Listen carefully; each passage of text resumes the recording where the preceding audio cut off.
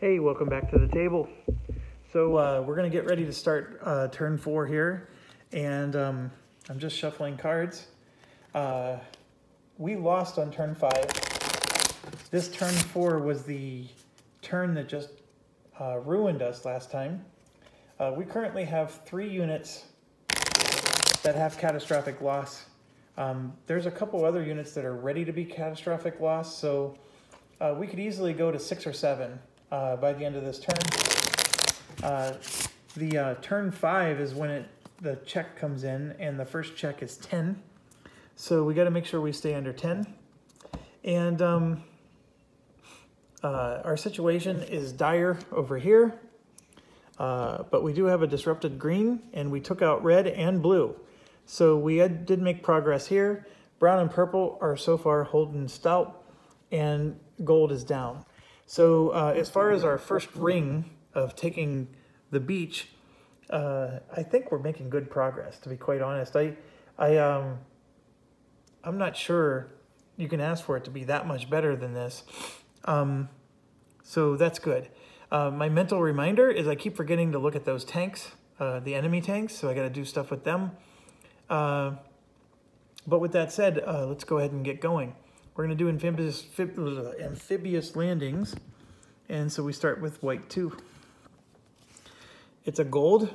There is no gold here, so and no drift. So he just gets to land, and we basically get to pick wherever we want him to land. Nothing's really going to be harmful. So I might as well... See, I got this HQ unit by himself here, and so I'm going to land him up here with the idea that I'm going to reunite him with a boss so they can get some free actions. So we're going to do that. Next we move to here.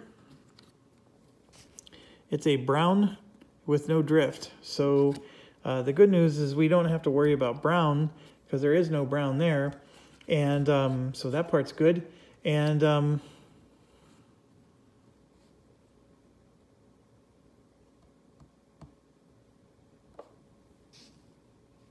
where do we want to land them? Green is disrupted, so everybody's going to be safe.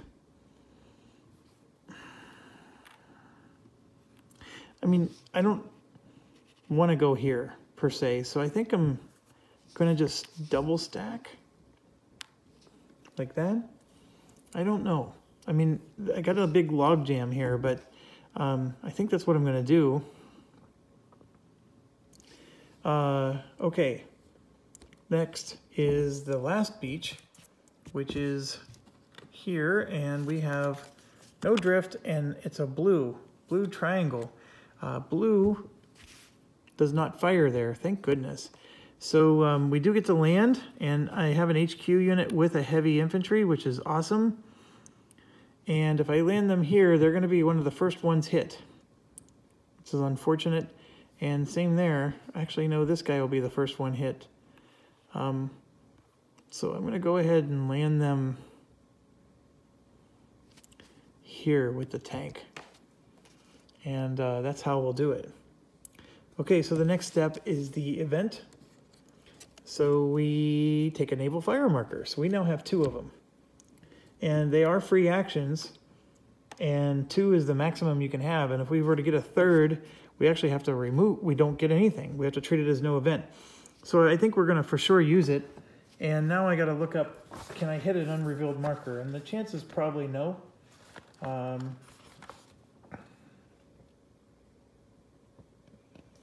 We've never been able to do it with anybody else.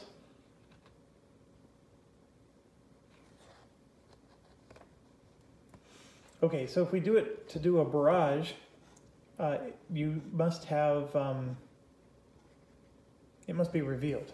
So, and then there's this barrage chart now that you have to follow, and you actually have to draw a card now to see what happens to the Japanese based on the card you draw. And you can see the naval there has some symbols next to it, but it has to be revealed.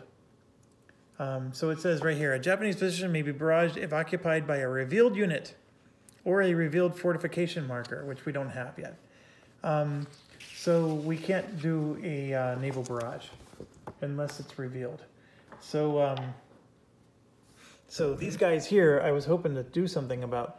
Now, I could try to barrage these tanks, but why can't I? I hope somebody remembers. I need a unit that has radio. And that unit has to obviously be in his field of fire. That's the other thing. So I would need a unit up here in the yellow field of fire with a radio, and then I could take out the... But it would only be the depth marker of the tank, not the actual tank itself. So anyways, enough of that. We got 2 naval gunfire, and it'd probably be in our best interest to use one. And now the Japanese get to go. And this is actually going to be a killer turn. So what will gold, brown, and purple do? And I'm really believing that the chances are 0 that I'm going to get none of them. I'm going to get at least 1. I don't even think I can get, what can I do? I could get red, green. Is there even a third color I can get? Blue. So if I miraculously get red, green, and blue, this side will survive. If I get 2 of these colors, these guys are all dead. If I get 1 of them, then maybe I can squeak something out. We'll see. But anyways, this is the moment of truth. And there's no red, green, and blue on any of those suckers. In fact, I got all 3 of them. Oh, that's how it rolls. That's how we roll. Okay, so the M, by the way, is a special action. It's a machine gun. They're going to hit the maximum units possible. And so that means all kinds of nastiness is going to happen here. This is a eligible unit to get hit. Let me back up the camera. This is in purple and brown's field of fire. So is this. This one's not. So let's resolve the purple and brown. Brown is a machine gun, which means that this one is in its field of fire now because brown goes all the way to here, or no. Nope, it's next to the intense fire. So my apologies there. Okay, so brown is going to hit 2 units, of course, and it has diamond. It is not going to hurt tanks, so we don't have to worry about the tanks. It's going to hit 2 units that are diamond. This one's not a diamond, so he's safe. And so brown has to hit one of these up here. And of course, it's going to hit this one, which goes in the catastrophic loss, I-3-1.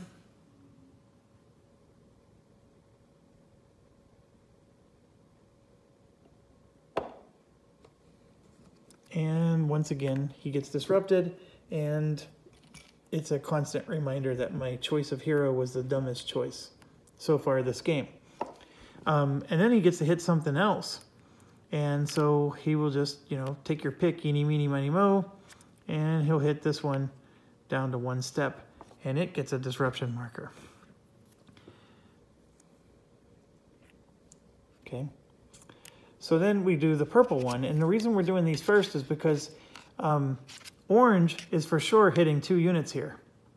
So if brown or purple can hit somebody that's further out that orange can't reach, then that's what they're going to do. But orange has the tank symbol, and it's a diamond. So orange can actually hit this one, but not that one. So let's bear that in mind. Because of that tank symbol, orange is actually going to possibly be able to hit this tank. So let's do purple. Purple, of course, still has the diamond. It's going to hit the same things. It's going to hit and miss the same things. So that means both of these guys are going to get hit. So this one's going down to a 1. And then this HQ is eliminated. So that goes into the catastrophic losses. And this tank is eliminated, and that is not in the catastrophic losses. So they're tearing us apart. And these units can't do anything to infiltrate them. My only hope is to get guys to come across. But I mean, look at this. This is all intense fire. It's like they know. They know that anybody that's going to come and try to get them from that direction, it's just a bloodbath. So now let's make sure everything else. We do have a brown and a purple. So these 2 units that were disrupted are no longer disrupted, by the way. But brown and purple are going to slaughter somebody else. And this one is going to be hit by one of them. I'm going to say purple. And this one's going to be hit by brown. So that was Slaughterfest number 2. And somebody did make it clear that technically speaking, the HQ is not disrupted. So I could still move the HQ. I don't know what good that does me, but I mean, I could theoretically hop onto another infantry. The HQ itself doesn't give that other infantry a free action this round, but it does let me move and not feel like I'm stuck. Okay, that's it. We don't get another event card until turn 5, so now it's our turn. And I really want to take this out, but it's going to take multiple turns to get in position, and they're going to constantly just slaughter me. I think my time to strike is now. So my 2 actions is going to be one here and this guy here. They're both going in. I'm really concerned about this guy, and since, see, he's disrupted, so I can't do anything about a long-range attack. But I do have a long-range attack here with this guy. So the HQ can give this guy a long-range attack, and then I gotta move my HQ off in order to avoid the attrition. The unit gets a free action as long as the HQ hasn't moved, but I can do the move after the unit used his action, if that makes sense. It's not like the HQ unit is stuck there the whole turn. So that's an important point. And same here, see how this has a range of 2? So this HQ unit can support an attack across the range of 2. Now this is a situation where the intervening hex is a brush, so he would be cut in half. So let's give it a try. So we're going to do an attack, and this HQ unit back here will, should I join in or not? If I join in, yeah, he's going to join in. So here we go. It's just a Browning 1. That was an easy peasy destroy. So looking at my card, he was a regular unit. It was eliminated. So he goes to the eliminated box. So super easy. The Browning, of course, was there. This guy had a Browning too, and we more than doubled a 1. He gets doubled because he's a jungle. Now what I can do then is this guy can't move and this guy can't move because they already did their action, but this guy can because he gave a free action to him, but he's still free to move. So I think I'm going to just do this and claim that. Now granted, he's not going to give a free action to something next turn, but I can at least claim the purple so nobody else, so the Japanese don't do it. This M action is a muster action whenever it's empty, and muster will pop a unit right in there as long as they have communication, and it does. This has Japanese communication to many things. So now this one I was more concerned about, but now that I'm giving it an 8-2 support, I'm a lot happier. And sure enough, this is a flank and a mortar. We do have the mortar requirement, but we're not going to have the flank. And this is doubled to 6. So this is 5, but we have a brush in between. So this is only a 4, which is 9. So our 9 is greater than 6, but it's not double. And that's a problem. That's going to be a big, big problem. So let's see what it turns out to be. So we don't. Our attack strength is equal or greater, but not double. And he's alone, and he's going to gain a depth marker. He doesn't even get disrupted, folks. That's how pathetic this is. So he gets stronger, in fact. So that was awful. This US action is done. This disrupted marker goes away. And then, like I said, I need to get my HQ unit off of there or otherwise I'll have a stacking limit issue. And so I will put the HQ here so he will get a free action. This one will lose a disruption marker, and that's all that he can do. I can move the HQ over to here, but that would cause a stack limit issue, so I'm going to leave the HQ with him. And none of these guys can move because they don't get preservation moves or anything. These guys would love to attack, but they don't have any more actions. But this guy is still disrupted. So now we're just going to get off the beach with him.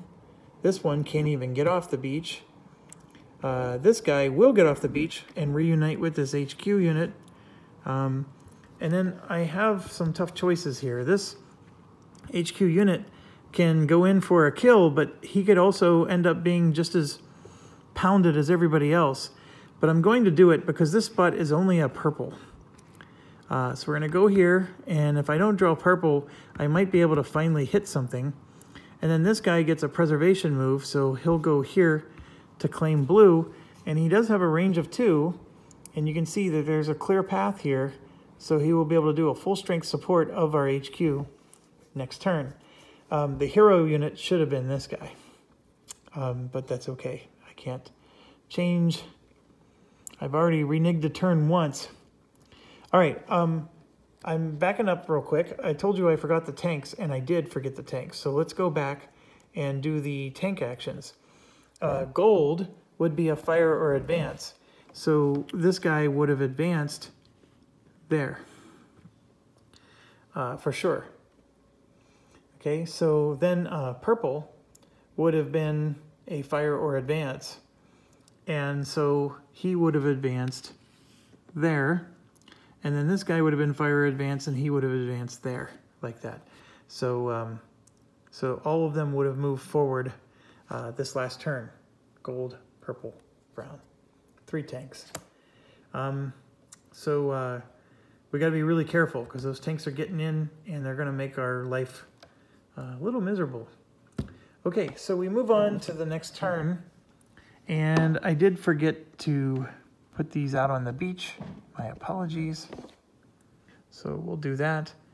And we are on turn 5. So we get to start a second event. And the R is out. And the catastrophic loss limit is 10.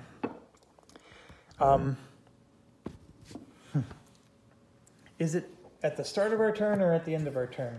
Obviously, I ended the last game at the start of our turn because it wasn't like I was going to have less than 10 by the end of my turn. But it is important when you're not quite at 10 yet. Just give me a second. I know it's here.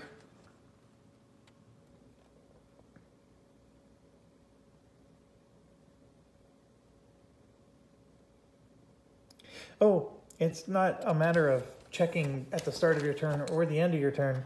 It's the moment you hit it. So yeah, if at any point during this turn we hit 10, then we lose. So anyways, let's take care of these. So we got White Beach. So I'm just going to sort them based on where they're going, and then we'll figure out where to place them. So none of these are specific beaches. They're just either white or orange. And so that's what we got. So I'll put the white ones off to the side, and then let's figure out the orange here. Okay, so we have a regimental HQ.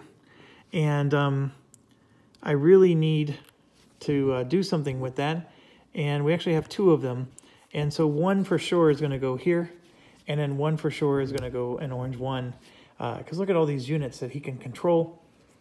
We have all these units just ready for our leader to tell them what to do. And then the rest of these, you can see we have some flamethrowers. So these engineers, they're not very strong, but they have flamethrowers. And so the idea with them, in the original Omaha Beach, they were more important for other purposes, like clearing mines and things like that. But I think, this is just my guess, but I think what you want to use these for is these are your close combat specialists. You want to use them for close combat because that flamethrower gives you a +1 card. And the pips aren't really as much of an issue because you can only get 4 pips worth of cards anyway. So what if you had 2 of these engineers stacked like this, right? And they both did close combat. Boom, boom. You're drawing 4 cards, right? Because you have 4 pips. And because of the flamethrowers, you're drawing 2 more cards. And that is sweet sauce right there.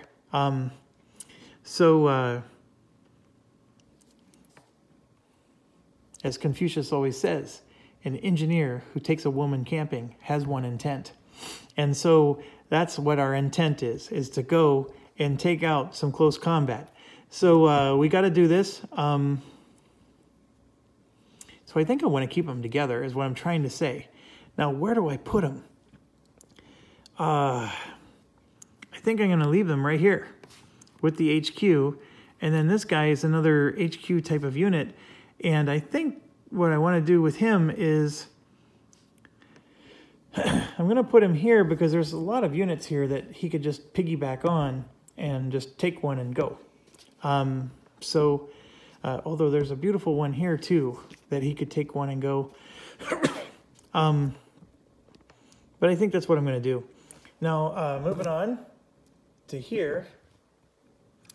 These guys are getting confident. They think that they're going to stay there forever. But as Confucius always says, a secretary is not permanent until screwed on desk.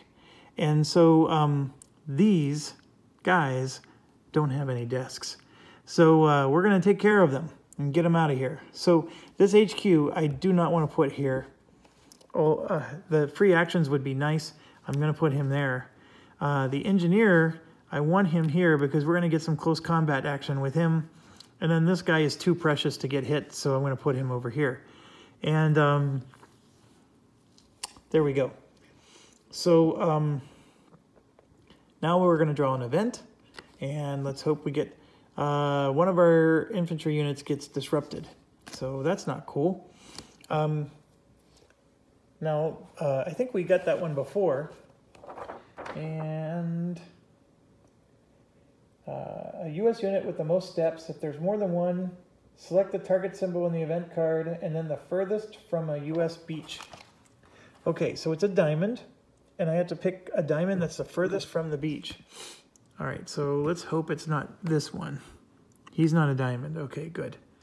That's only one from a beach. Nope. That's one from a beach. It's a diamond. Here's one from a beach. This one is one from a beach, diamond.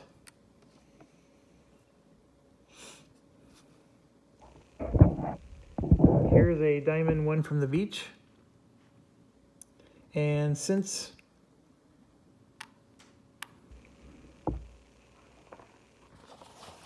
it said the unit with the most steps,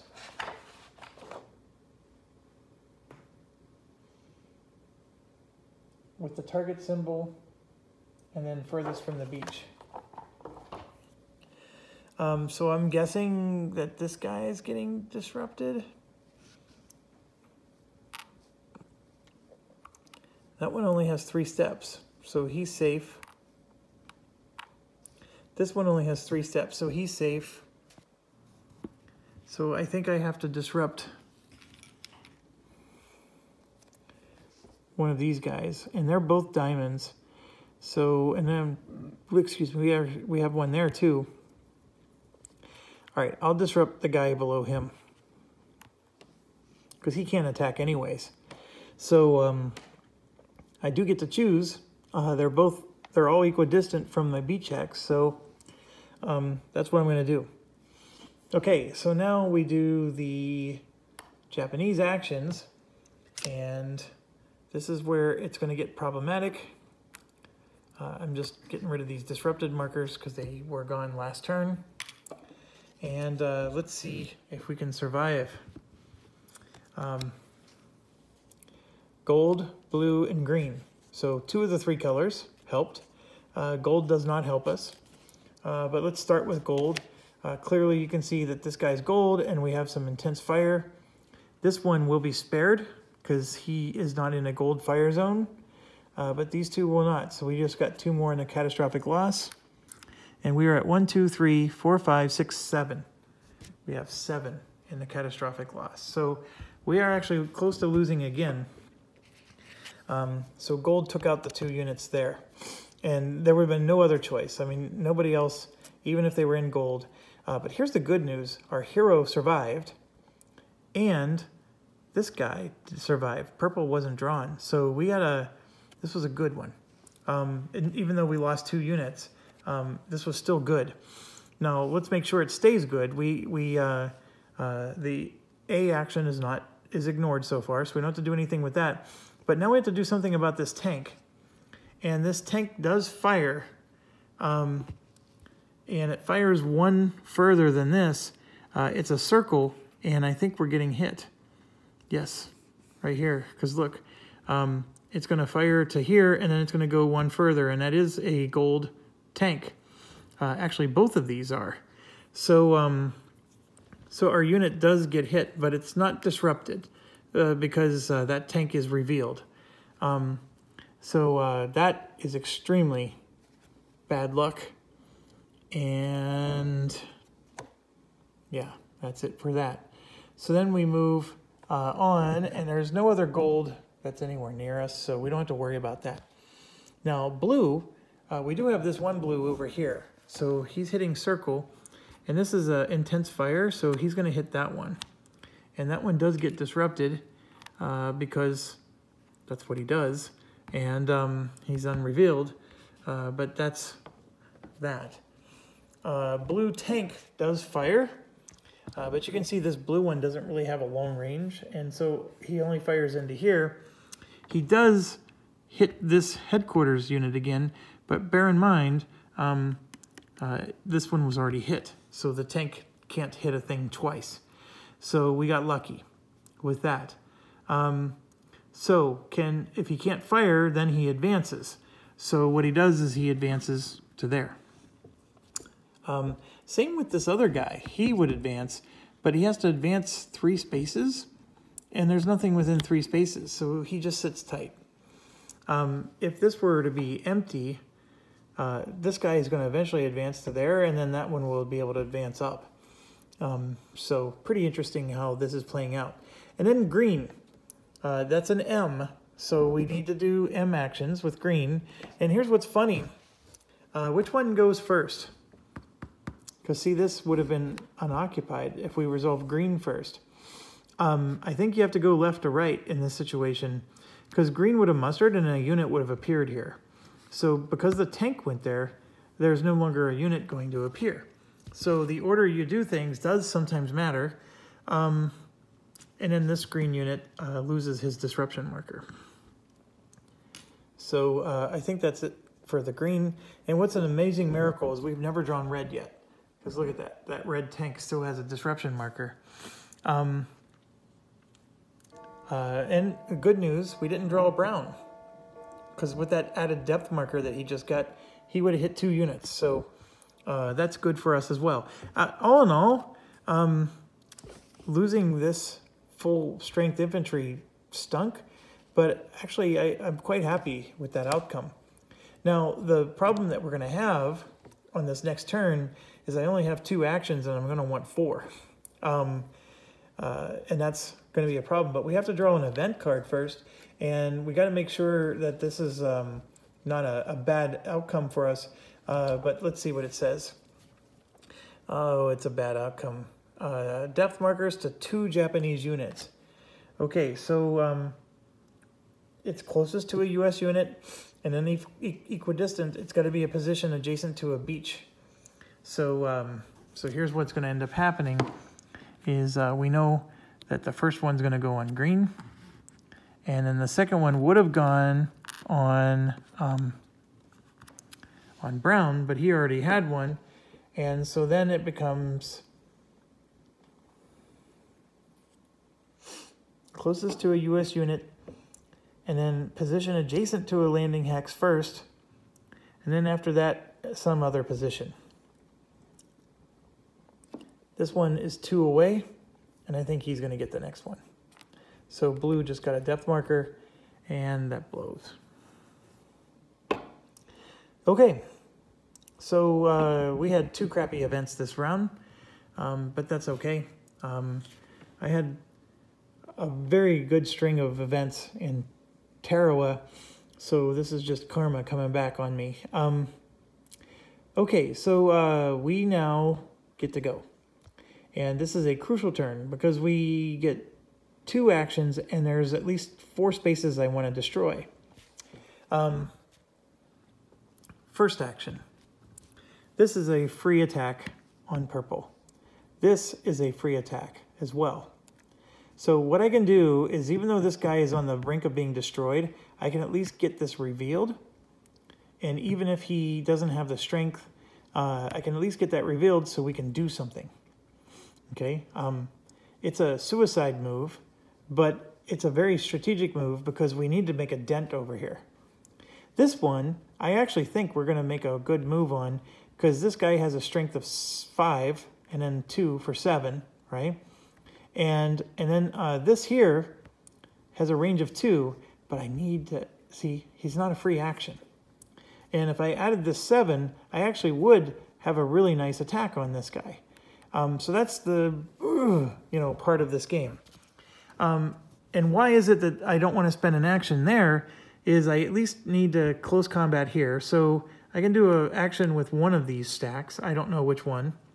This one's no longer disrupted. Oh yeah, it is. That was from this turn. That would be one action. I don't need to use 2. This is an HQ unit, so I can move, but I'm not going to be able to do attack or anything. Although this HQ unit could attack from far away, but anyways, enough of that. And then I would need another action here, but see, I have an HQ unit, and I could close combat him. And with the flamethrower, I might actually make a dent. So that's going to be my plan. So my first action is I will use these units there. And that's going to be a close combat. And it has to be, because that's a close combat situation. And my second one's going to be here to support this HQ. We're going to do a normal attack on this. And then I got to decide, am I going to do a normal attack this way? Or do I try to take out the tank, which I can't do. He's only a strength 3. The tank, by the way, doesn't get modifiers by the terrain.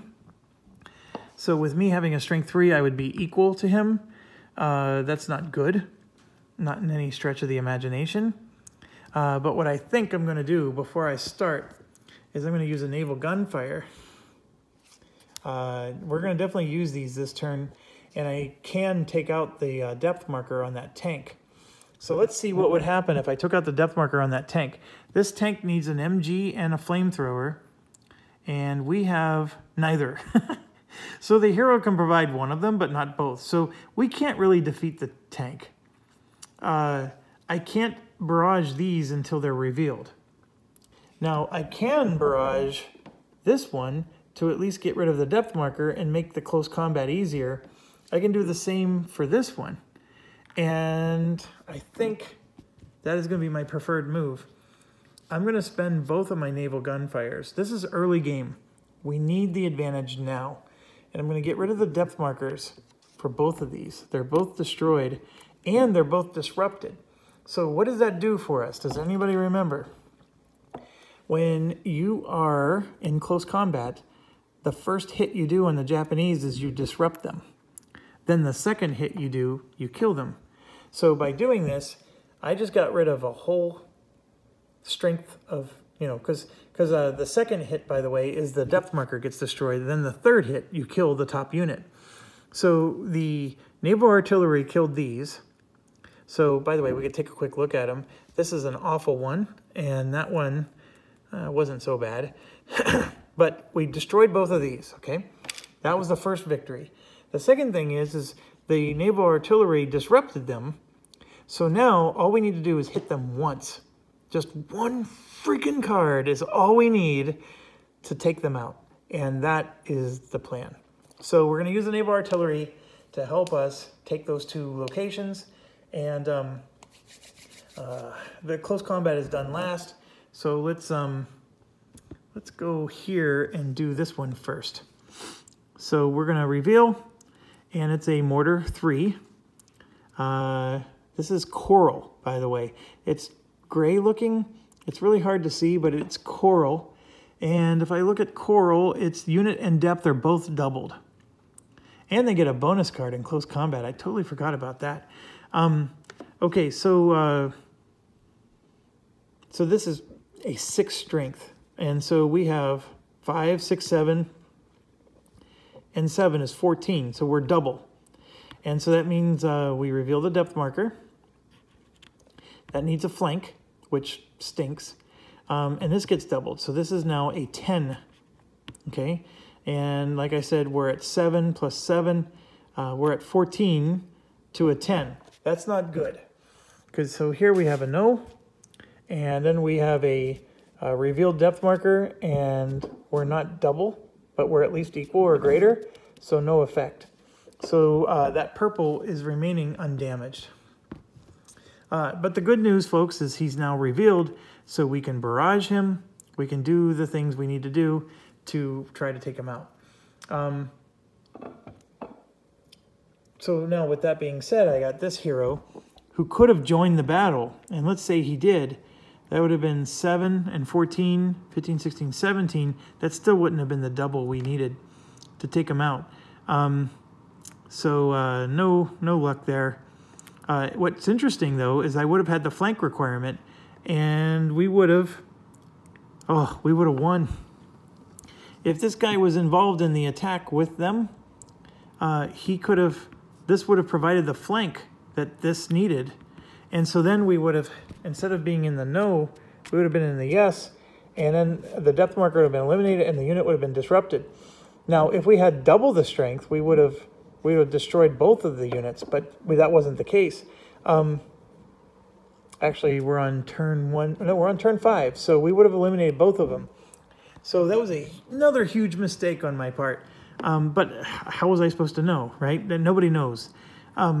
If this guy can now stay alive, he can join them next turn and take this thing out. I mean, both of these would get destroyed outright with the strength of these 3 units. You know, can I stay alive long enough to do it? I don't know. So now what do I do with him? Because if I attack this brown, I guarantee you I'm going to regret it. Now, can I close combat somebody who was already attacked this turn? I think the answer is no.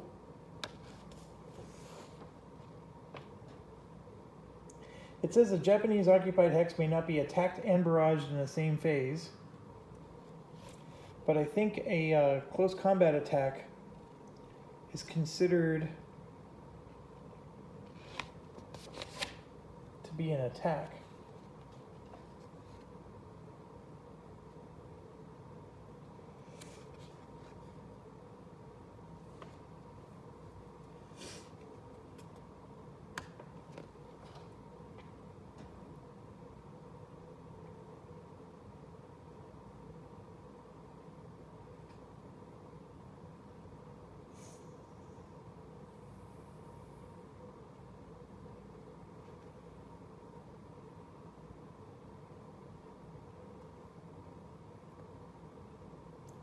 An attack must include at least one infantry HQ or engineer unit attacking a Japanese occupied hex from an adjacent hex. As long as this requirement is met, other units may join in the attack against the same Japanese occupied hex within the following conditions. So here's a rules question for people. I know I declared that these two were going to attack, and I wasn't, I don't know what he's doing. Could he have joined in on the attack? Just like the naval artillery can join in. So once I realized I needed a flanking requirement, could I have him join in? It seems to indicate that I could. An attack must include at least one infantry. And then, it lists a couple other things, period. As long as this requirement is met, other units may join in the attack. I think It says each unit participating in an attack must participate or spend an action.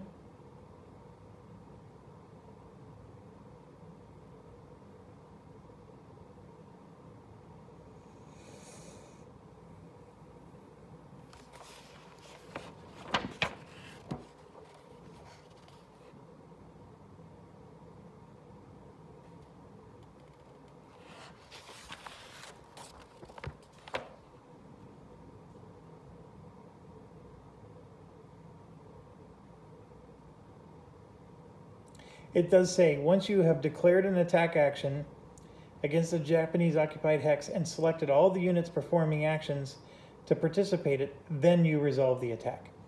So I don't get to add later. Okay, that answers my question. I thought that was the answer. I was just getting a little hopeful that I can exploit the rules a little bit. So this guy gets a free action, and he really should have joined in, and we would have, boom, we would have had that situation, which would have been glorious. And because of that mistake, I'm very fearful that he's not even going to survive.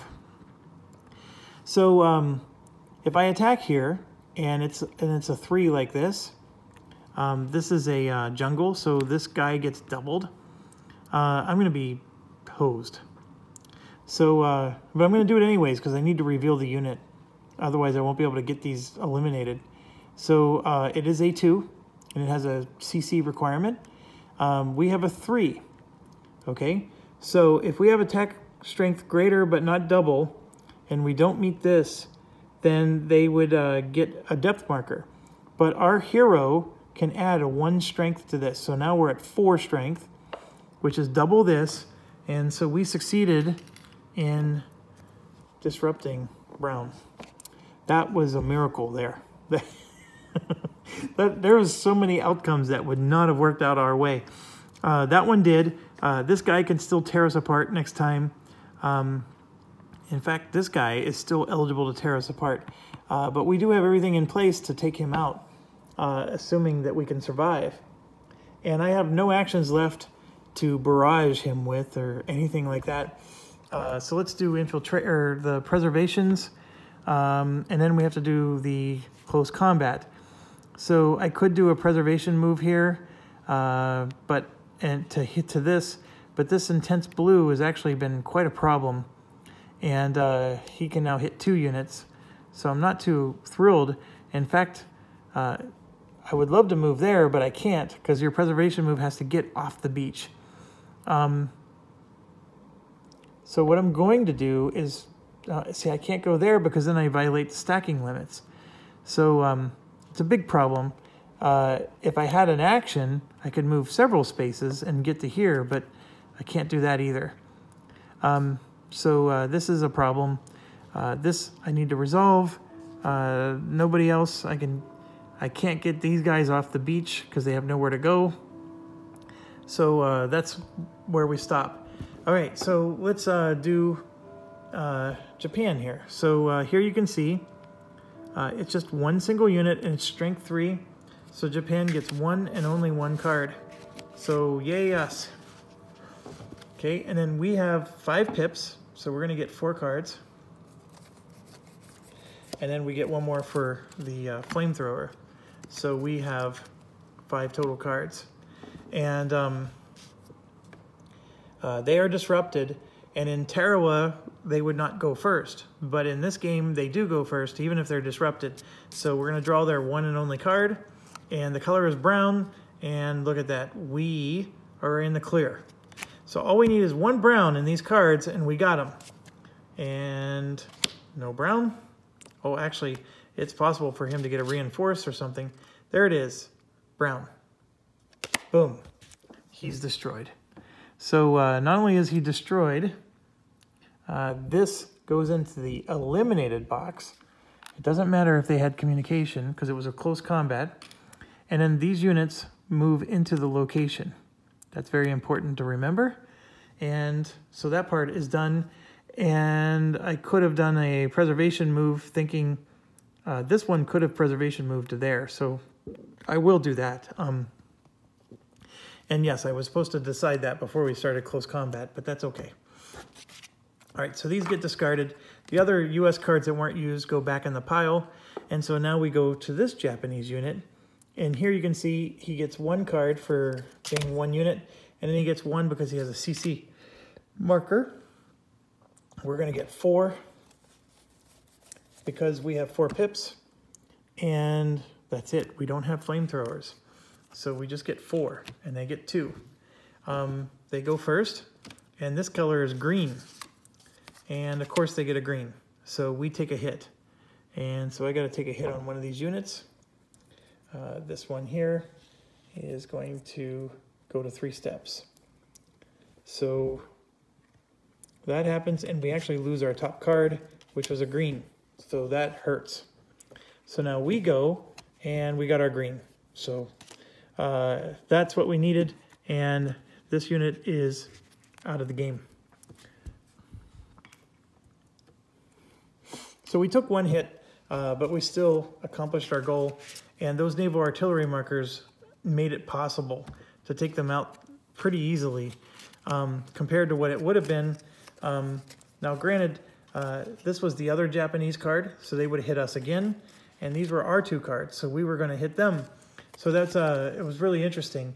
And I know I was supposed to put them back on top of the thing, but I like to look at what it would have been. So I'm sorry. I'm going to shuffle the deck. So these units all move in. So now we got green.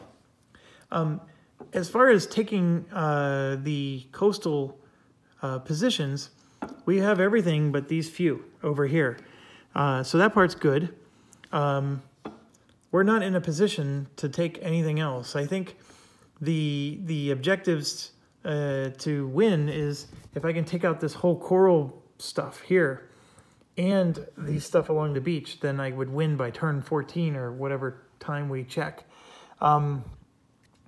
Maybe turn 12, I think it is.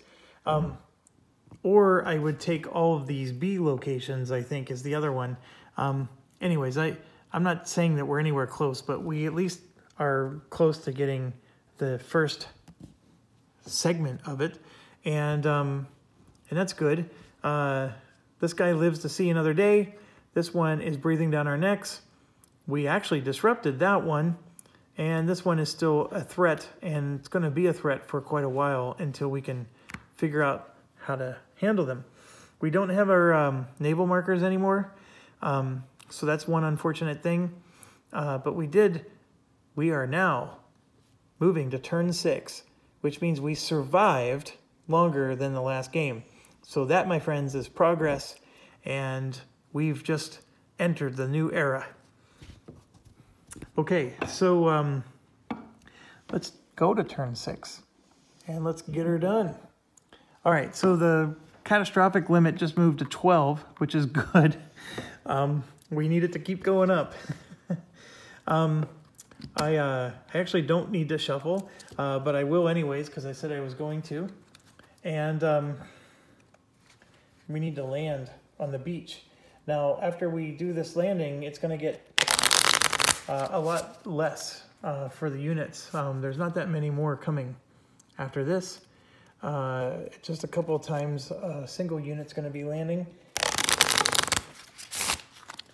All right, so let's get ripping here. White 1 needs to land, and gold is firing at triangle. The good news is there is no triangle, so we survived. So he is going to land, and I'm going to park him right there. I don't see any advantage to putting him here, and he has a flamethrower for close combat, so I'm going to park him right there. And if anything, he's just going to be extra fodder in case I draw a color, right? They'll hit him instead of somebody else. So that's my idea there. It may not be a good one, but we're going to do it. Okay, this guy. Purple and no drift. I think at this point we're just drawing for no drift because I don't think anybody can hit anybody else from here on out. So we do land, but we got this big HQ unit that provides a +1 to everybody around him. So I can go here and give these guys movement, or I can go there and give him movement. But I think this guy might be able to pick up that tank. So I'm going to go over on this side so we can move this way. And I'm going to put this unit right over top because I want him to get the free movement along with it. And I also think that maybe my HQ units can switch if they are commanding a unit that took a lot of damage. They can switch to a fresher one. Okay, next one. I think I don't even need to draw for the next one because HQ units can't drift. It's impossible. The star is not a symbol that you draw on a card. He also can't get hit, so I'm not going to draw a card, if that's okay with everybody. And I'm going to park him right here so we can give free movement to everybody. And this disruption marker, by the way, is gone.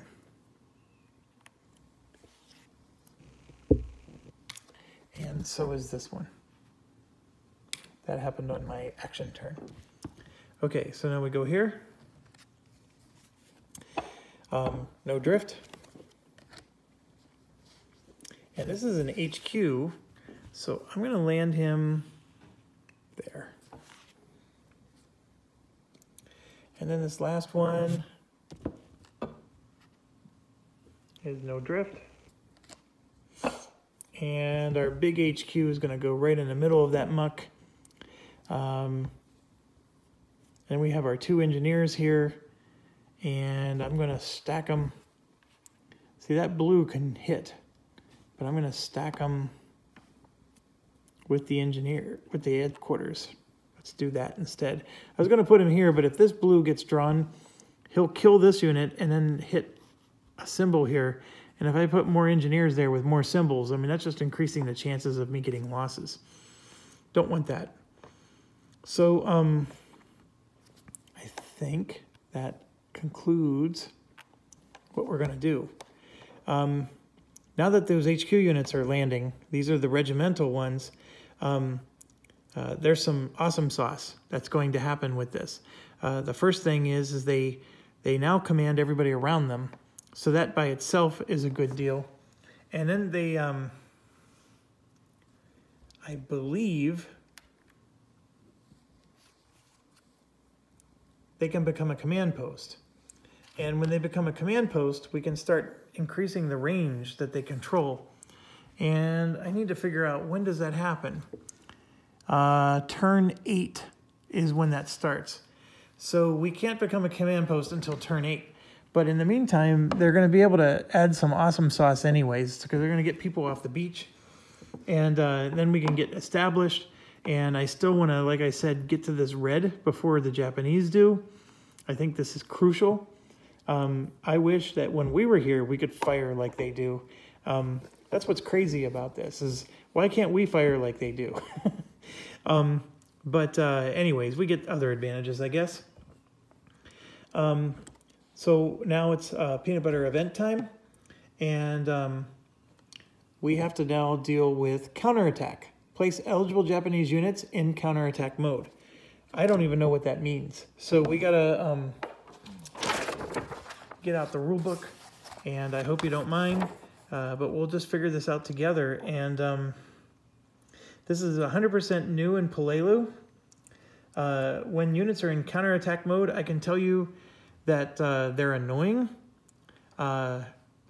meaning that if we attack or move or something, they get to attack us, but they're super easy to do close combat with.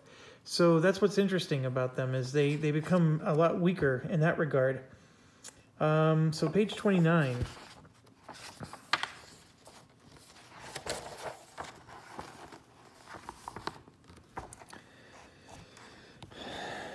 Japanese tank units and certain other Japanese units enter counterattack stance when the event is drawn.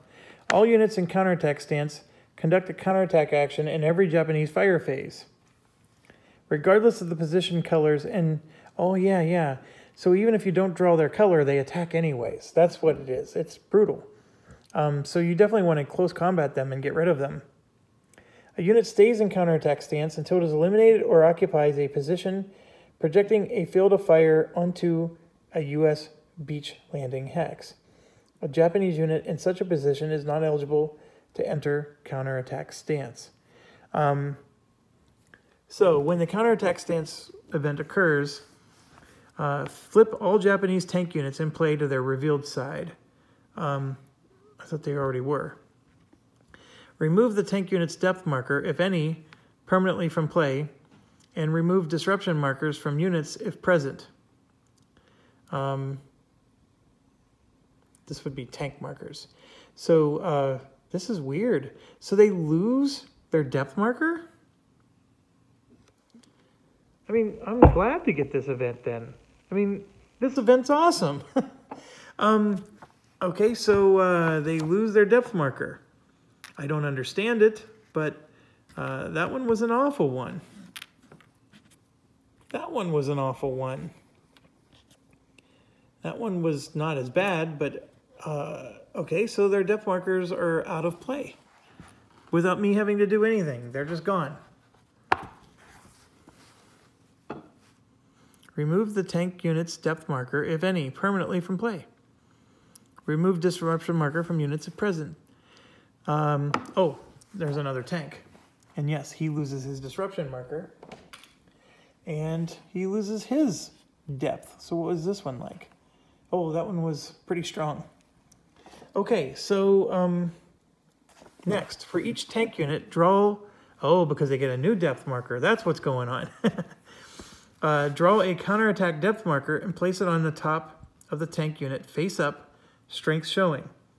Placement on top of unit denotes that the unit is in counterattack stance. So this is where my cup comes in. So I'm going to draw for the red tank, for example. And so I have this side, and I don't think that's the side they want. I think they want this side because that's the strength side. So that goes on top of the tank. So I'm going to draw one for the yellow. And one for the blue.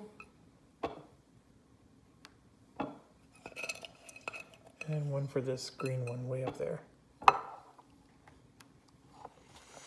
Select up to 4 Japanese non-tank units within 3 hexes of at least one tank unit and not in an artillery position.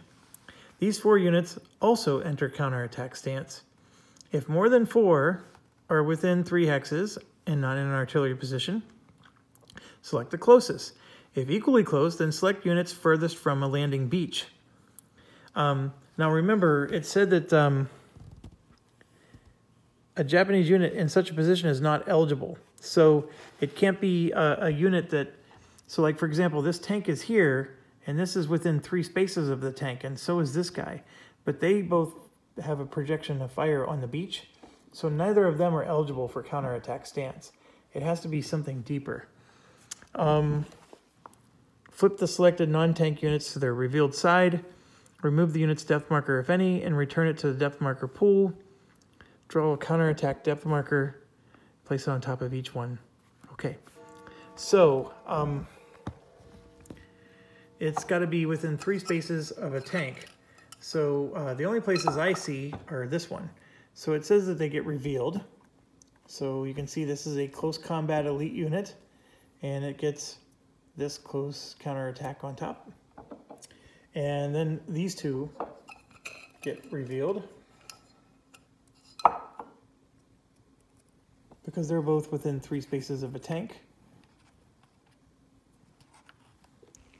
And they get depth marker, counterattack markers on top of them. I don't think there's anybody else eligible. Okay, so that was all but 1, by the way. So there was only 1 more non-tank that would have been possible if it qualified. Okay, so during the Japanese fire phase, all non-disrupted units conduct a counterattack action regardless of the colors on the fire card. So they go no matter what. Conduct all counterattack actions before conducting actions with other units. One at a time, beginning with the one closest to the beach. Actions for Japanese units in counterattack stance are limited to move and close combat. Ooh, so they only do close combat. I'm sort of not objecting to this. To conduct a counterattack action, move the unit to within 3 hexes of the unit's current hex. Unit does not fire. Among hexes within 3 hexes, choose the hex listed first in the following priorities. An occupied position with a field of fire, into a U.S. landing beach. A hex occupied by a U.S. unit, even if not a position hex. If more than one, choose the southernmost, of course. Unoccupied position hex closer to a U.S. landing beach than the counterattacking unit's current hex. Sure. Multiple choices exist. Move to the hex closest to the moving unit. If still more than one choice, move to the westernmost, then southernmost. Provisional counterattack. The 3 position. Okay, that's what these things are. These are the provisional counterattack positions. They're considered Japanese positions for the purposes of doing this counterattack action. So a Japanese unit could move there. And if it moves there, and then there's modifications to close combat. A Japanese unit in counterattack stance receives no terrain benefits if we're attacking them. So that's good. If it loses its depth marker, flip the marker to its non-depth side. The unit no longer has depth, but the marker remains to indicate that the unit is still in counterattack. It remains in counterattack until it's eliminated or ends its action in a Japanese position that can fire on the beach. When a non-tank unit leaves counterattack, replace the counterattack depth marker with a normal depth. Just draw blindly. When a tank unit with counterattack leaves counterattack stance, remove the counterattack depth marker but do not replace it. And if it's drawn again after it has already occurred, treat the event as place a reinforcement unit. Okay, so this is sort of like a one-time deal. These modifications apply to a close combat. So we do not draw an additional Japanese card for them attacking. We get an extra card. Disruption markers from all U.S. units get removed. Okay, that's good. If any U.S. units are in hexes adjacent to the close combat hex, the U.S. side reveals the first card during each round. So we get to go first, as long as we have other units that are near the hex that's being attacked.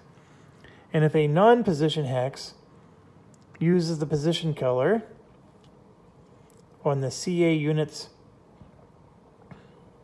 Oh, it's just saying that, like for example, if they're here, or if they're attacking me here, there's no color, right? Because this is purple.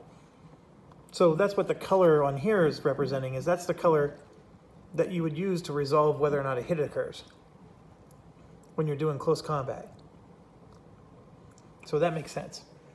Okay, so I know that was a lot of reading and whatnot, but in a nutshell, here's what I gained from it.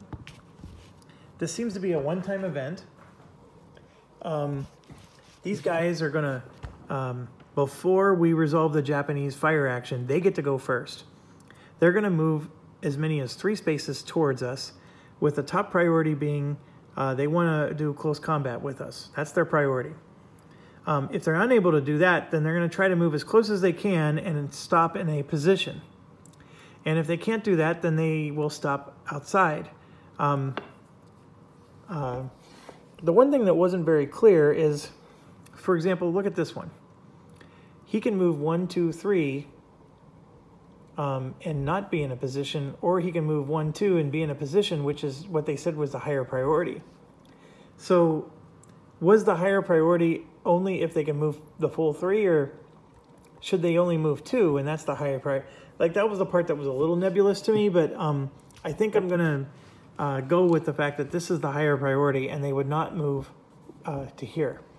So with that being said, even the tanks are going to only engage in close combat. And this actually helps me immensely. I think this is like a great event. Maybe somebody disagrees and they can explain, or maybe I'm going to find out next turn. But I think this was a fantastic event. These guys are, they're basically in psycho mode. That's what this is. This is psycho mode. And so I think we're going to get an opportunity to really gun them down. Now, with that being said, they get to go. So we have to do their attack, and I guess we're going to see how this plays out. I am concerned about my hero here. But yeah, let's see how this plays out, and let's draw our first Japanese attack. So gold is firing, so is red for the first time in the game, and then green. And we got super lucky because Mr. Purple here did not fire. This gold, however, will, and he can hit leaders, which thankfully this leader is not in gold. There's no gold fire projection on his space, but I don't do them yet. I do these guys last. So now we got to do this, and I think they said it was in order of closest to the beach first. So the tank goes first, and he's going to engage in close combat. There, it's that simple. He's going after whoever's next to him. This guy is going to move there because he can only move 3 spaces, and that's the top priority. This guy is going to move there. That puts him in 2 spaces. He could have also moved there. And I think they said, okay, so this is already testing my memory. We have 2 equidistant places, and I think they said the southernmost first, or was it westernmost?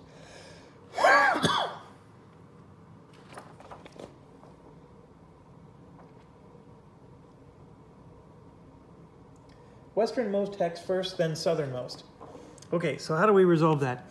See, look here, this is west, and that's south. And so west is this way, so he would go here first. That's how you resolve that. This guy, 1, 2, 3, west, so he would go there.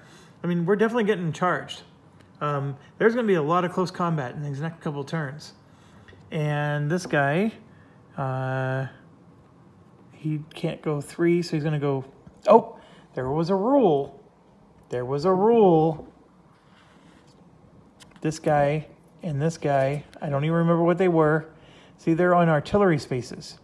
They don't get to do counterattacks. So I'm taking these counterattacks back. I'm taking them all back.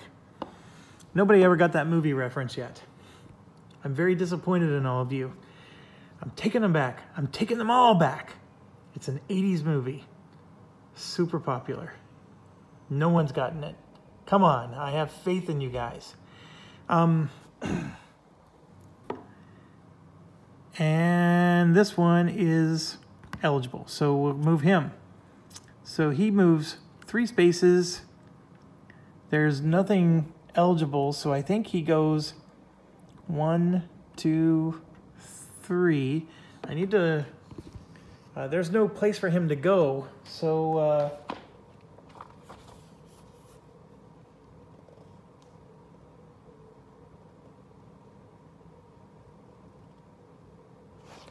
yeah, that's what he does. He gets closer to U.S. units. And then this tank here couldn't go that way, which is closer. It's a little silly, but I think that's what he does, because they sort of go to, that's their priority. And then from there, he'll get closer. Yeah, so these 2 units don't go into counterattack because those are artillery positions. Very important. Don't pull a Jeff. Okay, so next, we got a couple of things going on. The first thing is, I was supposed to put this guy on the landing, and this is important, and you'll see why. He's going to land on a white beach, and I, of course, would put him here. And you can see right here that there's an artillery that's happening. That's what that 1. So just 1 artillery needs to be active, and there, we just showed you there's 2 right there. So their top priority is they hit these. So this guy's going to get hit from the artillery. I know you do that after you do the Japanese fire phase, but trust me, he's getting hit and there's nothing to do about it. Nothing is going to change that. So now we do orange. This guy can hit leaders. There is a leader here, but orange can't attack there. Oh, here's the next question. I think I resolved this before I do this. So let's do that. We do have 1 battle. So let me back the camera up. This is a counterattack battle. I do have another unit next to me. So I'm sort of excited. Let's see how this plays out. I think folks were asking me, do I like this more than Tarawa? And right now my answer is yes. Because even though there's a lot of randomness to this, I feel like it's less than Tarawa. I still don't like close combat. I feel like I'm playing a game of war. You know, remember with just a regular deck of cards, you know, I reveal my card, you reveal yours, and then whoever has the highest one wins. That's what this reminds me of, is I'm playing war, but with a little bit of steroids added to it. And anyways, okay, so for the US, we draw one card for each step. Okay, let me get this camera position. So one card for each step. We only have 2 steps, so we're only going to get 2 cards. This is a very weak unit. So we get 2 cards for the US. Then we get 1 if a flamethrower is present. It's not. We get 1 if they have a hero, which we do. And then we get 1 if the Japanese are in counterattack, which we get another 1 for that. Now the Japanese are going to get 2 because they have a depth marker and a regular unit. And then they get 1 card if it's attacking and not in CA stance, so it doesn't get anything. Is their strength greater than or equal to 4? And yes, there's a 3 plus a 1. They have 4, so they get 1. And then is it a tank? And the answer is yes, so they get another 1 because of the tank. So this is actually going to be, the tank is actually quite formidable in close combat, so this is going to be a really tough battle. Now, normally it's reveal a Japanese card. However, if any US units are adjacent to the CC hex, reverse the order of steps of 3 and 4, and that means the US unit goes first. And so that unit is adjacent, so we get to go first. And the color in question is purple, because I'm in a purple location. I don't think we use the color of the tank. It's going to be purple. So here we go. And I want to change my mind. It's the color of the tank. I will make sure. I don't want to guess on this. Obviously, this is hurting me already. Okay, so close combat. If a card shows the close combat position color, remove 1 step. If the card shows a close combat position color, discard. Yeah. All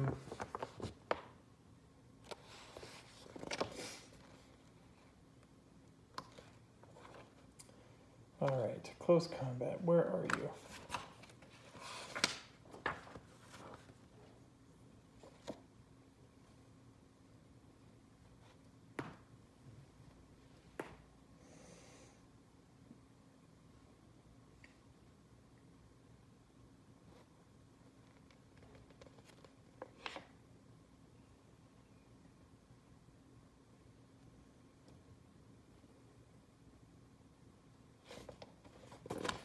Okay, so I verified that if a tank is attacking a position, you don't use the color on the tank.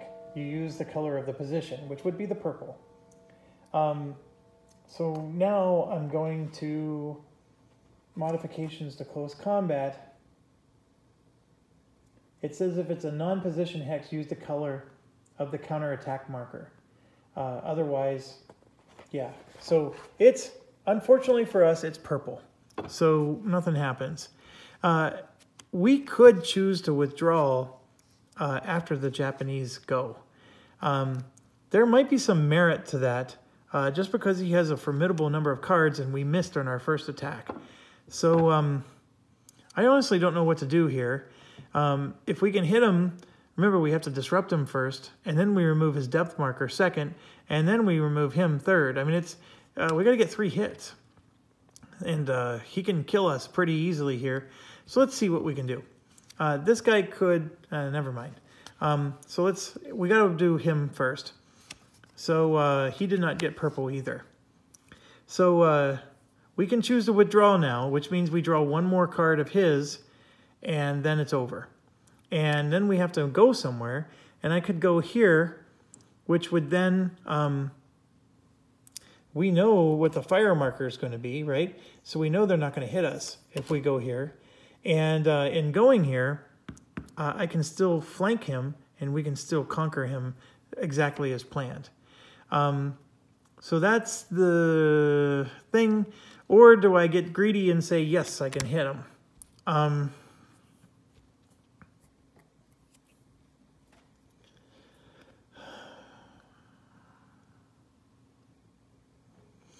And there's a real high chance that with him moving here, remember, these counterattack guys are going to come in and they're going to come after us.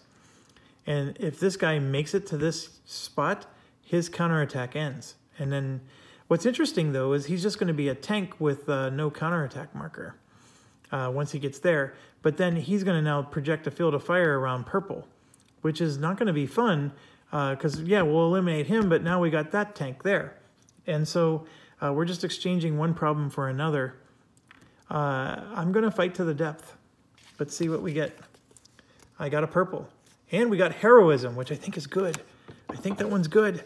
Ooh, I think that one's good. Add a card to the pile of the side revealing this card and remove a card from the other side. If from the Japanese pile, add a depth marker, if none. Okay, so awesome sauce. So we get a card and they lose a card. Granted, it wasn't... oh, that was the card they lost, which would have been... Applies only if the Japanese are in CA stance. If drawn from the Japanese pile, treat it as no hit regardless of color.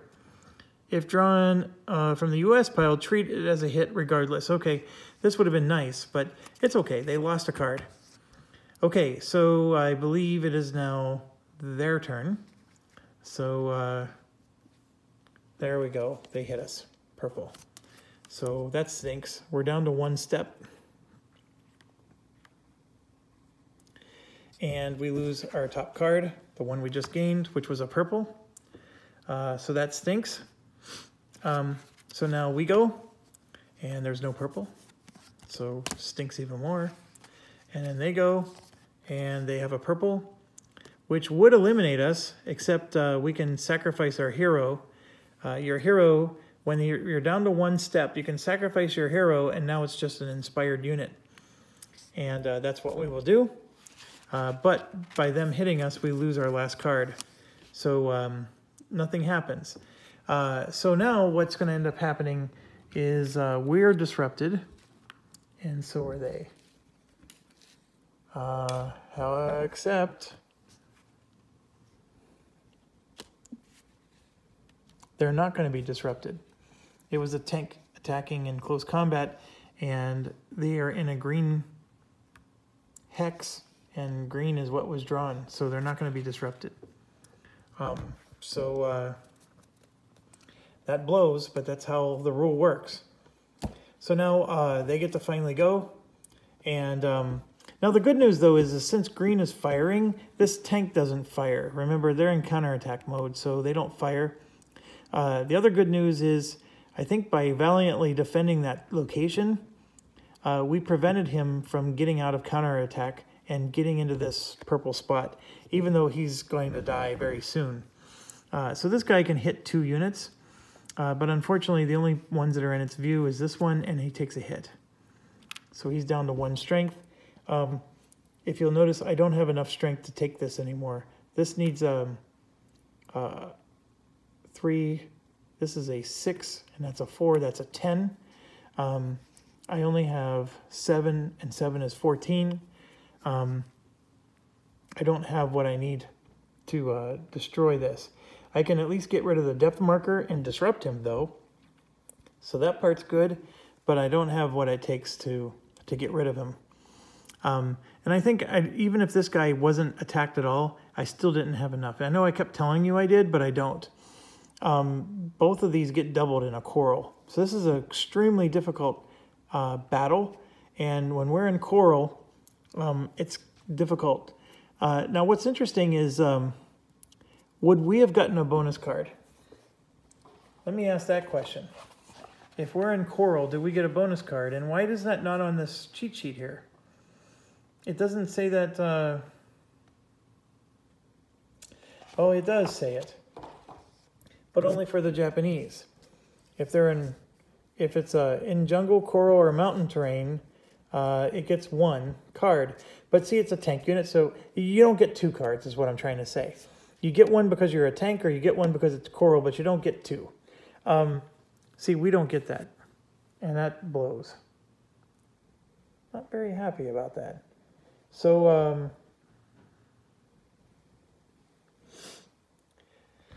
I don't know if that was a good outcome or not. I think it was better than it could have been.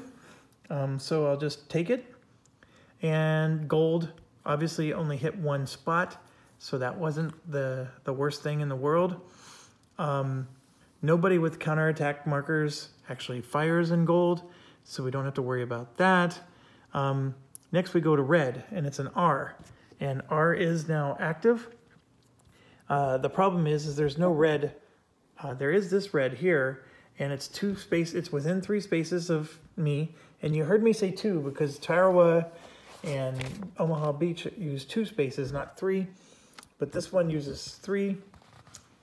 And something is going to happen in B11. And so you can see here that if it's unoccupied, so this column right here, unoccupied, if you go down to R, it says reinforce. Place a reserve unit and a depth marker in the position, and I'm going to assume that means then fire. You just forgot the word N, or the letter N. So his firing isn't going to matter. There's nobody to fire at.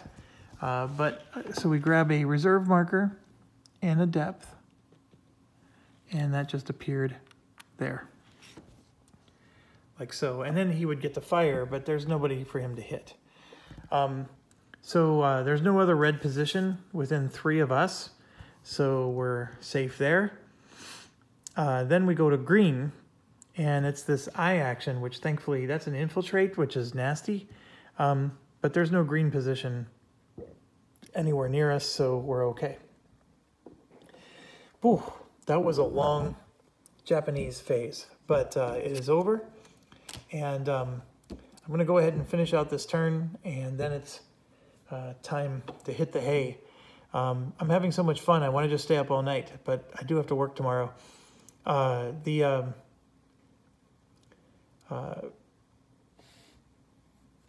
next thing we have to do is an event. That's what I was trying to say. And so let's hope that that works out in our favor. So far, or lately, it has not been. And sure enough, it's not going to again. We add a depth marker to 1 Japanese unit. So let's look at the closest to a US unit. So it would be this purple one. Because remember, it doesn't go to... the counterattack guys already have depth markers. Okay, so the event was not very helpful. I mean, last time we had, what, 2 or 3 heroes in the game we lost. It's really funny how I'm not getting heroes this time. Okay, so we skipped the US HQ phase. That doesn't happen yet. And now we're on our action phase. So this is very critical. We have our headquarters landed. So we're going to get some free actions. So let's talk about that. This headquarters here is going to give a free action to him and these 2 guys. This headquarters is going to give a free action to all of these. So these 6 guys all get free actions.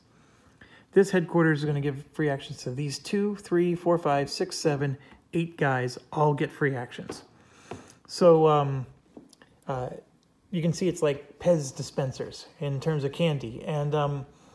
And that's not counting the fact that this guy gives a free action. This one's going to give a free action. This is like Oprah. You know, you get a free action, and you get a free action, and you get a free action. That's what we all got. You get a free action.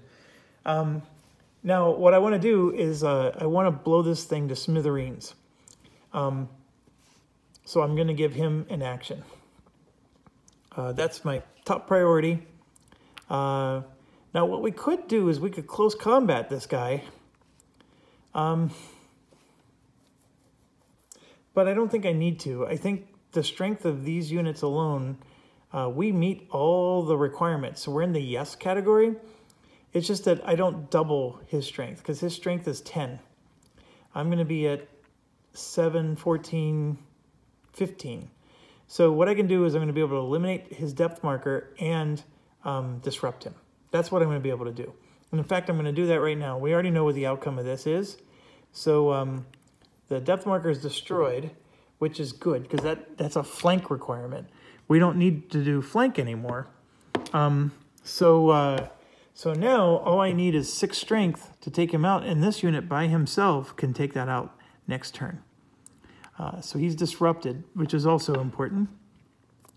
So that was this unit, these 2 units, and this one, all involved in that attack. Okay, so this guy was a free action, and that's why he was able to go, because of this headquarters. So this headquarters is actually going to move in to give more free candy. This infantry, since he's disrupted, is going to move. He can move 3 spaces.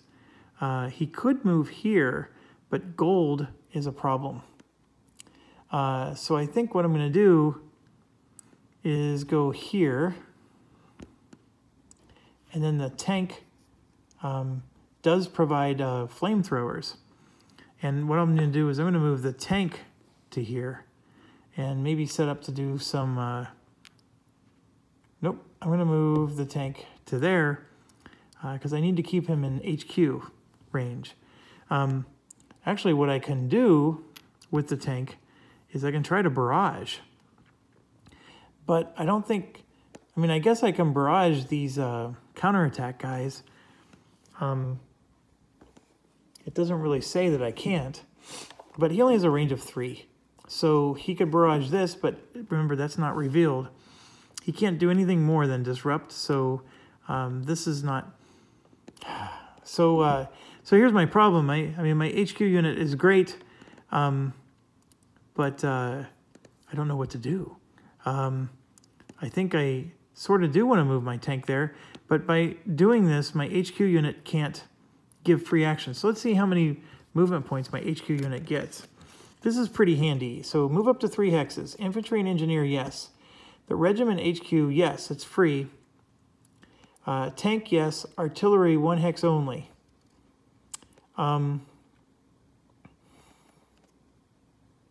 Regimental HQ is this guy. So he can move 3 spaces. So what I'm going to do is I'm going to move him to there. That's the perfect move for him. So now he's giving free candy to everybody. Okay. And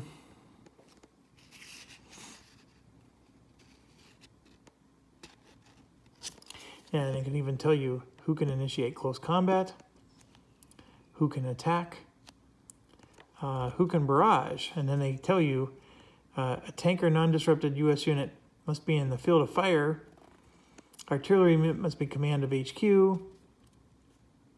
Must stop moving if you enter a jungle, a mountain, or a coral. Must stop upon entering a hex adjacent to or in the intense field of fire. Adjacent to?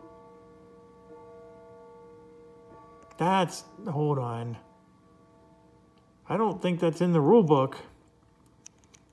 That would be very different. I'm going to look that up later. Okay, and then it's talking about you get the free move from, this is the preservation move, and the tanks don't get it. So this is a pretty handy card. I don't use it as often as I probably should, but anyways, it's pretty handy. Okay, now moving on. This guy gets a free action.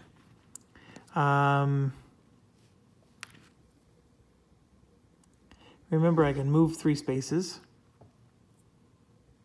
So that whole thing of adjacent to a intense, what that's saying is if I moved here and I'm adjacent to that intense fire, I have to stop there. That just seems brutally punitive. And I don't remember that ever, and nobody's ever corrected me on that. I mean, I'm pretty convinced that that's an error on the card.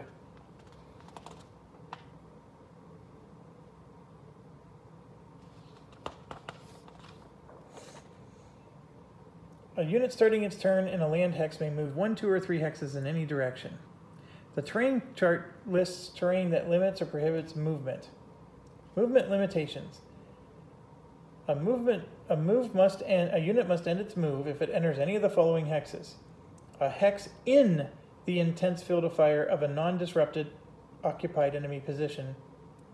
A hex adjacent to an enemy unit, even if disrupted or in counterattack stance.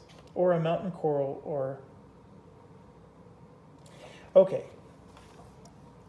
So, must stop upon entering a hex adjacent to or in the intense fire of a... Okay, it's because of the way the English is worded.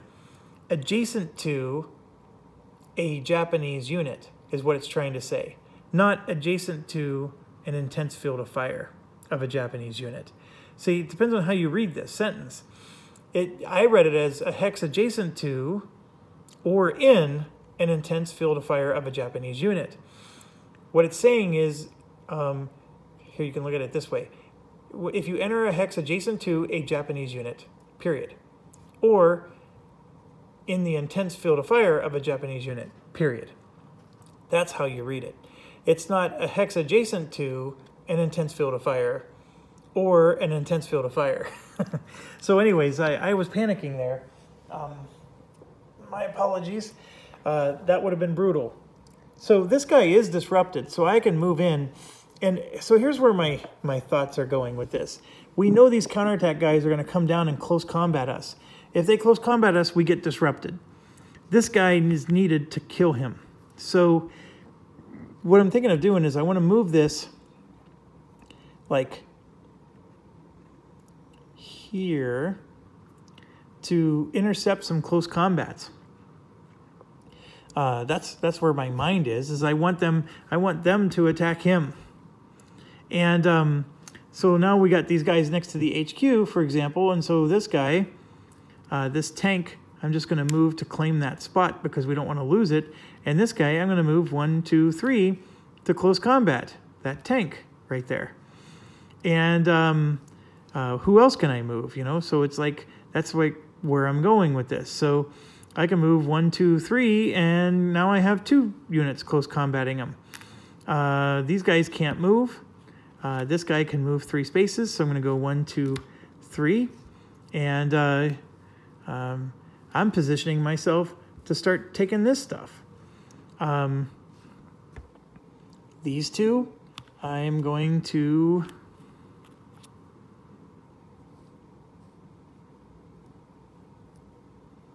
go 1, 2, 3. Now, I got to decide what I'm going to do with him. Obviously, if I can move him this way, I'm keeping my units, you know, preserved with a move. There's a part of me that wants to go here because you can see there's all these units here that still need to move. I honestly don't know what to do because these units are sort of stuck until I give them actions. I do have this guy. He's going to be able to take one of them and run with them, but not all of them. This tank here is also stuck until I get this HQ unit. So I think my HQ unit's going to go here, and then only these guys are going to get a free move next turn. These guys are sort of just bait for the counterattackers to go after.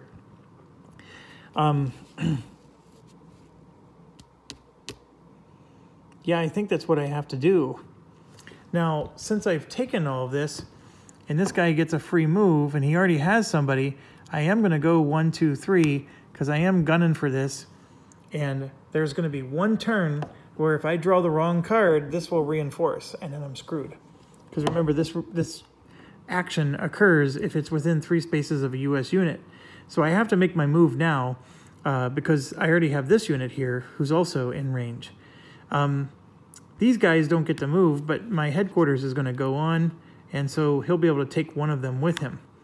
But I can't, actually, because that's a stack of 3. Oh, no. I do still get one more action. And I think that's what I'm going to do for my one more action.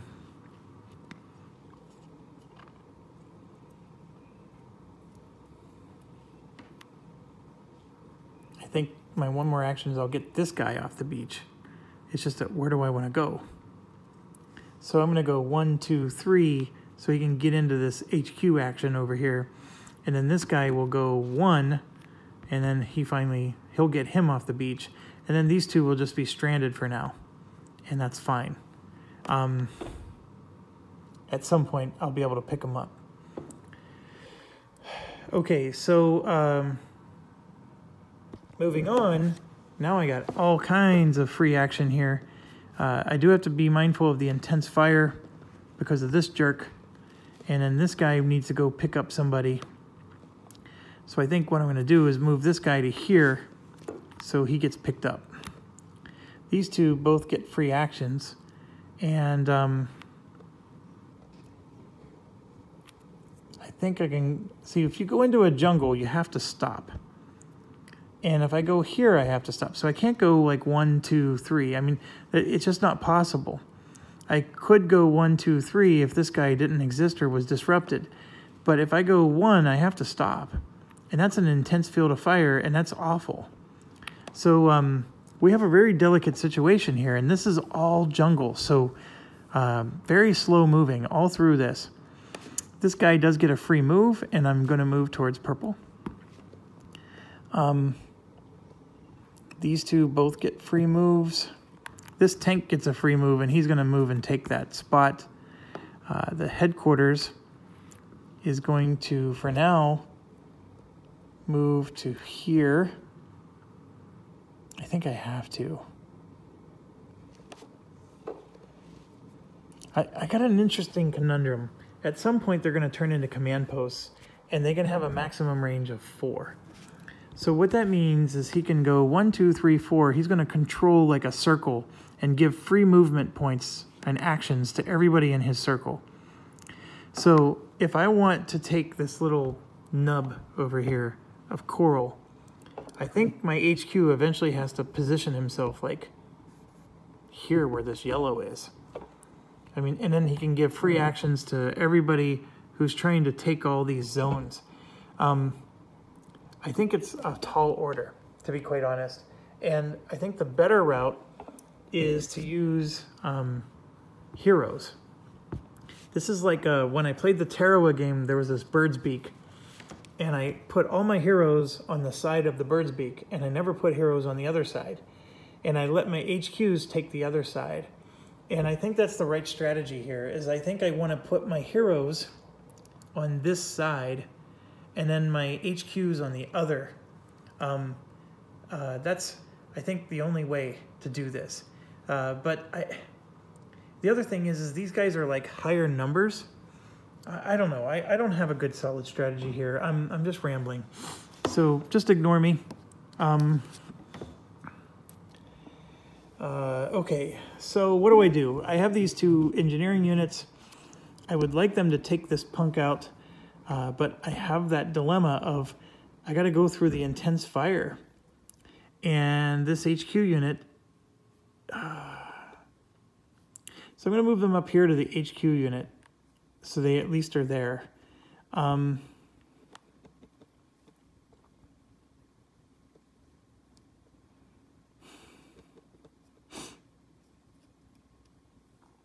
going to move the tank to there. That means the tank's just going to be eligible to get hit.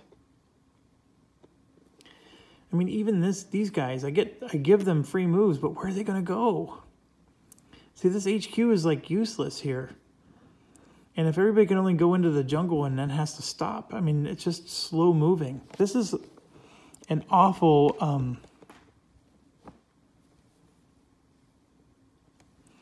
way to attack. And this blue over here is annoying as all get out.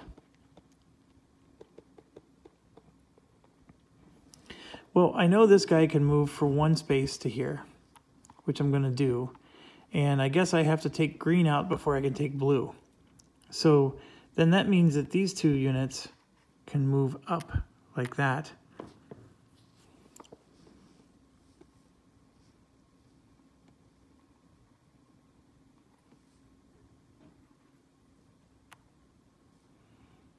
I did move this tank here.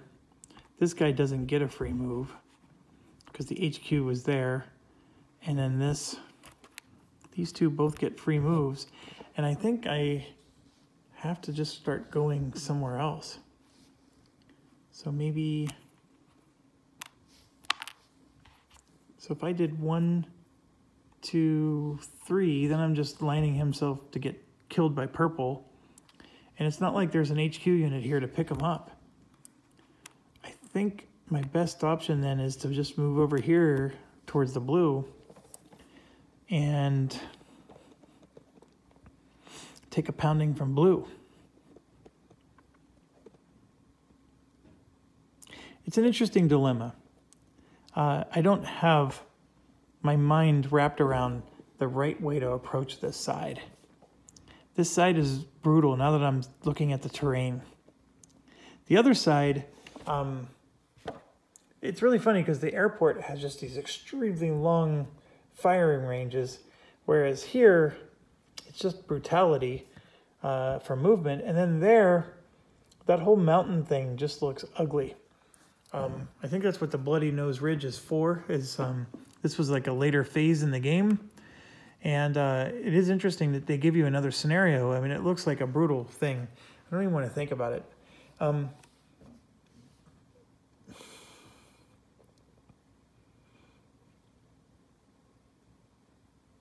But I think that's all that I can do for now. So remove this disruption marker. And yeah, I didn't get any attacks in. Well, I attacked this guy. But that's it. So I am going to start turn 7 next turn. The P action, which is a patrol action mostly, is now available. And our catastrophic limit is 14. We are still at 1, 2, 3, 4, 5, 6, 7.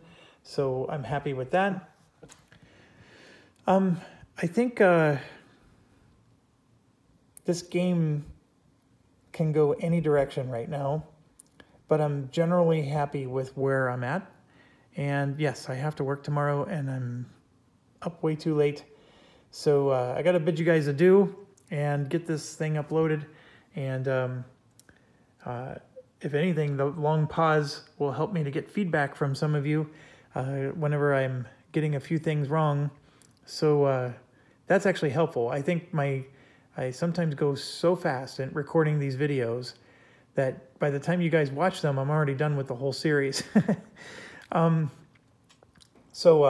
Anyways, I do have my Iwo Jima game. It arrived, and it's you can see I got my poker chips out because the board has the same problem. So I'm trying to flatten the board. I have not read the rules, folks. I did. One particular person wrote me and told me that the rules for this game is so drastically different than the other ones.